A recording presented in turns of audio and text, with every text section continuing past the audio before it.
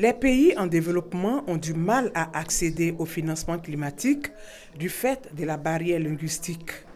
De façon générale, les requêtes de fonds sont rédigées en anglais, ce qui constitue un frein pour les pays francophones, d'où cette rencontre des ministres de l'Environnement ayant en partage la langue française pour faire un plaidoyer auprès des structures internationales ayant en charge le financement vert.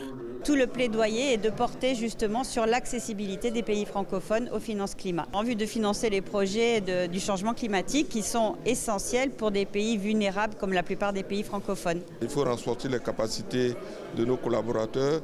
Il faut mutualiser nos efforts pour pouvoir accéder très facilement à la finance climatique. Il faut rédiger les documents en français pour permettre aux pays francophones d'avoir plus facilement accès à la finance. Pour faciliter l'accès à la finance climat, l'Organisation internationale de la francophonie compte créer une plateforme en début d'année 2024. Vous pouvez rentrer dans cette plateforme en décrivant qui vous êtes, de quelle géographie vous êtes, quel est votre projet, quel est le seuil de votre projet et la thématique.